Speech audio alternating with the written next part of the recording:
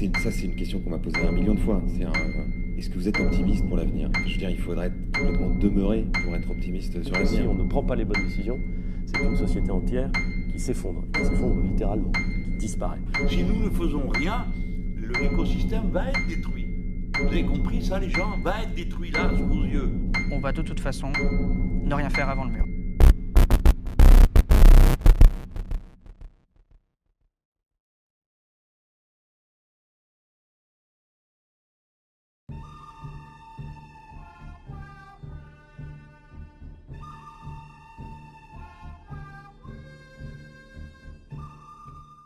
Si je vois des différences par rapport aux années précédentes, je dirais pas vraiment. On est quand même habitué sur Paris à avoir de fortes chaleurs. Par contre, ce que je remarque qui est aussi en train de changer, c'est le nombre de clims qui sont en train d'être installés surtout. Et je pense que ça c'est la vraie différence par rapport aux années précédentes. En réalité, dans d'autres pays, comme la Grèce par exemple, les 40 degrés sont plutôt courants, faut quand même le dire. Maintenant, vous voyez, c'est vrai que le climat a un peu changé. Oui, normalement, comparé aux années de nos parents, on va dire, il y a quand même une sacrée différence. Et puis, étant en bio, déjà, on a un petit peu un point de vue sur le réchauffement climatique. Et oui, on se rend compte que c'est très alarmant et que va falloir agir contre ça, quoi. Je crois que c'est en 2003 qu'il y a déjà eu une canicule où il y a eu à peu près les mêmes températures, mais je crois que 45 degrés, ce qu'ils ont mesuré cette semaine, là, c'est jamais arrivé en France. Donc oui, je pense qu'il y a quand même un changement. Il faudrait peut-être faire gaffe, parce que c'est peut-être lié à tout le réchauffement climatique et tout ce qu'on observe en ce moment. Moi je trouve ça alarmant que les politiques ils fassent rien contre ça et qu'ils disent qu'il va falloir s'habituer aux canicules et que ça va empirer, mais qu'ils proposent rien pour ça, quoi. Oui, il fait très chaud, pire qu'avant. Je transpire beaucoup plus, c'est comme ça que je remarque.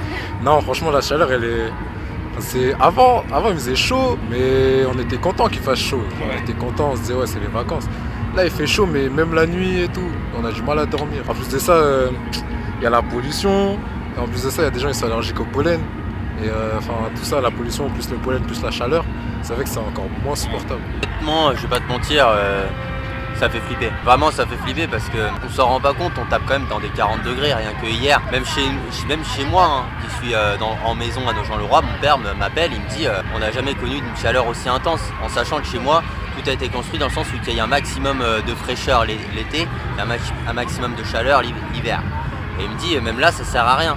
Je pense qu'il y a un réel problème, et même moi qui me suis penché sur ce sujet-là ces derniers temps, quand on regarde l'état des mers, nos sols, etc., il faut vraiment réagir. Malheureusement, moi je dis ça, mais j'ai des habitudes qui sont... je m'en rends pas compte, hein. C'est pas fait exprès. Par exemple, je suis fumeur, et c'est une habitude que j'ai, par exemple, de jeter le mégot. Je sais très bien que c'est pas bien, et des fois, par exemple, mon ami me dit, ramasse ton mégot, et je le fais. Et j'ai pas le choix de le faire parce qu'il faut bien penser à plus tard. On dit qu'il faut penser à plus tard, mais personne ne réagit. Pourquoi? Parce qu'il n'y a personne derrière qui nous tape sur les doigts. Et c'est les habitudes qu'on a pris, des mauvaises habitudes qu'il faut savoir changer. Je sais pas si c'est plus chaud sur Paris ou peut-être, et encore. Bon, après, quand on écoute ce qui se dit, il y a déjà eu la canicule en 2003, donc c'est à peu près la même température. Ce qui est sûr, c'est qu'il y a de plus en plus d'épisodes comme ça et que selon les villes, on n'est pas habitué à ce genre de chaleur. Typiquement sur Paris, on n'a pas les infrastructures habituées. Donc oui, c'est inquiétant parce que ça ne va pas en s'arrangeant.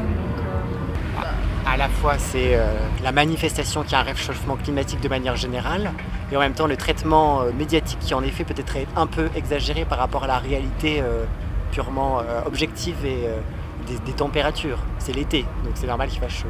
C'est vrai qu'à l'échelle d'une vie pas très jeune, c'est difficile de voir des évolutions qui se mesurent à l'échelle de plusieurs siècles, mais c'est vrai que là on voit qu'on a battu un record, le précédent record qui était en 2003, donc il y a 16 ans, donc c'est-à-dire il n'y a pas très longtemps. Et donc voilà, on voit que même à l'échelle de quelques décennies, la moindre augmentation de quelques centièmes de degrés dans la température moyenne du globe a des effets qui sont manifestes, et donc c'est un peu effrayant, je trouve.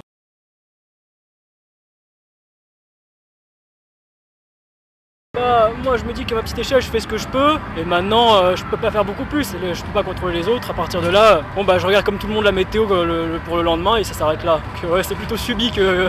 Pas beaucoup, mais je sais que ça va bien empirer et que par rapport à ce qu'on avait comme objectif avec la COP 21, que d'ici 2050 je crois, ça va pas du tout marcher, et les conséquences c'est que déjà on voit qu'il y a beaucoup de fonte des glaces et du coup fonte des glaciers, etc. Et ça va faire la montée d'eau et on le voit déjà les conséquences, donc ça va faire qu'empirer, quoi. Ouais, non, niveau prévisions, je les connais pas spécialement, mais en effet, niveau conséquences, que ce soit la perte de la biodiversité, la montée des eaux, etc. Si on est déjà dedans, et en effet, c'est très problématique. Je sais pas si je suis vraiment... je sais que ça va empirer. Par exemple, on n'a pas besoin de regarder jusqu'à la banquise, mais même en France, à Paris, il fait des températures qu'avant... Avant, c'était à Marseille qui faisait ce genre de température. Même à Marseille, il faisait pas aussi chaud. Et là, il fait vraiment très chaud. Je crois qu'il y a des 40 degrés, des choses comme ça. Et on part sur les années à venir, ça va empirer. On pourra atteindre les 45 degrés si ça continue comme ça. Je me suis légèrement informé. Après, je vais pas te mentir sur tout ce qui est information, etc. C'est pas la première chose que je tape sur internet. Tu sais, étant étudiant, etc. J'ai pas de télé chez moi, j'en ai pas les moyens. Mais c'est vrai que j'en entends parler surtout cette année avec les manifestations. Et ça, je suis vraiment admiratif. Si j'aurais eu plus de temps, je serais un des premiers à manifester aussi, hein, honnêtement. Sauf qu'avec bien sûr les examens, etc. Puis comme je suis assez loin, je vais pas forcément, mais je devrais y aller. Je pense que dans quelques années, déjà un peu plus de temps, j'irai avec des amis. Oui, du coup, plus par tout ce qui est les réseaux sociaux. Après, je suis pas mal certains grands titres comme le Times, Newsfeed, etc. Et on voit effectivement un peu tout ce qui se passe, genre les 50 degrés en Inde ou les ours polaires qui se baladent en train de chercher de la bouffe partout en Russie. Donc oui, forcément, on a ce genre d'infos. Ouais. Oui. Ah oui. L'estimation haute, c'est s'il n'y a rien qui est fait, c'est 3,5 degrés, c'est ça, d'augmentation. Et si au contraire, on met en place tous les accords qui ont été signés, la hausse de la température pourrait être de 2 degrés. Ce qui, si on fait le parallèle par exemple avec un corps humain dont la température est à 37 degrés, 2 degrés de plus, c'est dramatique. Je pense qu'à l'échelle de la planète, c'est pareil.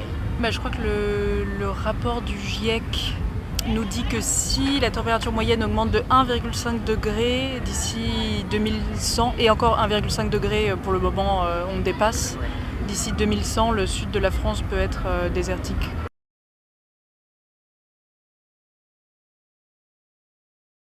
Crainte, je sais pas, hein. Je suppose qu'on s'habituera. Peut-être que le climat ici deviendra tropical et ce sera peut-être même bénéfique pour l'agriculture. Peut-être pas, je sais pas comment ça va retourner, ça va pas forcément être un désert, hein. Ça peut être un climat continental ou un climat tropical, là, je sais pas comment ça va retourner. Donc inquiet pour l'instant, je dirais non. Plutôt plus par les crues que par les chaleurs, véritablement. Clairement oui, parce que après je suis peut-être assez pessimiste, mais je sens que ça, au bout d'un moment ça va péter, quoi, parce que d'un point de vue ressources, d'un point de vue mondial, au bout d'un moment il y aura des pays qui vont plus réussir à assumer, je pense, et ça va partir sur des vrais conflits d'un point de vue ressources. Et non, en effet, non, pour moi l'avenir est quand même très très inquiétant. Donc je saurais pas te dire quelles seront exactement les plus fortes conséquences, mais non, j'ai un peu peur quand même pour notre avenir. C'est la même chose et moi je trouve que ça me fait peur d'élever des enfants comme ça plus tard. Je vois pas quel monde on laisse pour nos enfants et je vois pas l'utilité du coup de faire des enfants pour un monde qui se détériore comme ça. Pas vraiment, mais des appréhensions, on va dire. Parce que qui dit forte chaleur dit... s'il y a par exemple les bébés, ils pourront peut-être pas forcément supporter ça, les personnes âgées non plus. Et même les personnes qui sont de ces deux âges, comme j'ai dit, par exemple les problèmes liés aux allergies au pollen. Après, il y a de plus en plus de crises d'asthme, des choses comme ça. Et si avec les fortes chaleurs, les gens, ça aura des conséquences encore pires sur leur santé. Oui. Par exemple, au niveau des abeilles, c'est ça qui m'interpelle le plus. Par exemple, moi qui suis en province, etc., je le vois, hein. Il y a de moins en moins d'abeilles. Il y a certaines zones, par exemple, où les fleurs n'arrivent même pas à germer. C'est un truc de dingue à éclore. On voit de moins en moins d'abeilles. Et même ce qu'on voit, des fois, la dernière fois, j'étais choqué, on a vu des abeilles de couleur blanche. On savait même pas d'où ça venait. En fait pour les deux, parce que je trouve ça aussi inquiétant, ma foi, ici, par rapport à mon quotidien finalement, mais de toute façon c'est une sorte d'effet papillon, donc ça démarre de quelque part et ça influe partout. Donc je trouve ça inquiétant globalement et localement. Oui. Des craintes, oui, mais pour moi pareil, plus à agir plus qu'à être pessimiste ou angoissé. Mais des craintes, oui.